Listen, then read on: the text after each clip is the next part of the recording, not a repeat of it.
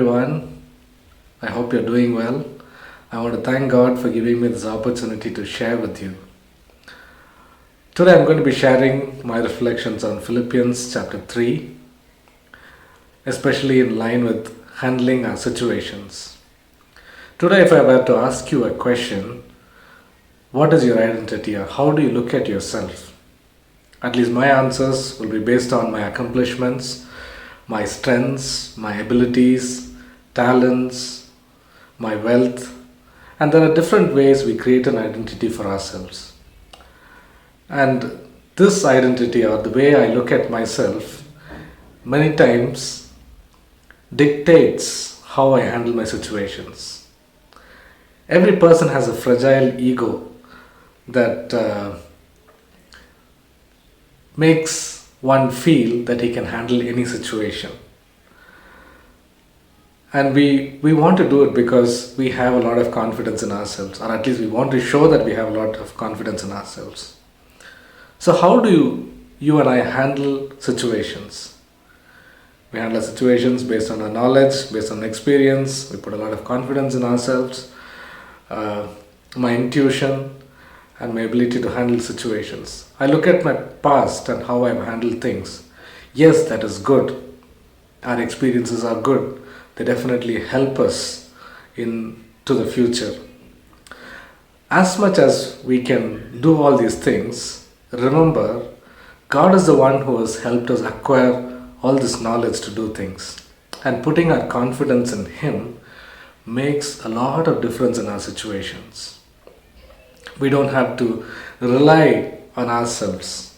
And I think that is the most beautiful thing about being a believer, knowing the one true God, knowing that He knows everything, and knowing that He is the one who has brought us thus far, helps us in every way. Putting our confidence in Him makes all the difference. Paul says he considers everything rubbish that he may gain Christ. As we know more of Christ, the very way we handle our situations change. How? Because our knowledge of Him increases, and the more we experience Him on a day-to-day basis, He speaks to us, He leads us, He guides us in interesting ways. Especially if you read the Old Testament, the books of the Old Testament, how God led Israel is so beautiful, so beautiful. I spent a lot of time reading those books, and I still sometimes feel I wish the Lord speaks to me like how He spoke to the Israelites and how He chose leaders to lead them. And I believe He's the same God today, and He can still lead us in those ways.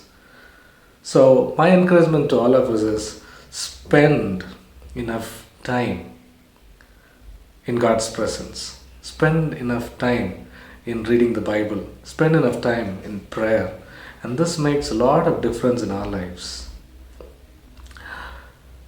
Even in the simplest of things are the biggest of problems that we are going to solve today. Let us take it to the Lord. Taking it to Him makes everything different. Makes everything different. There are things that He can point us to so that we can tackle it in an easier way, or He would have prepared us in advance, and probably He'll remind us at that moment of how we need to handle certain things.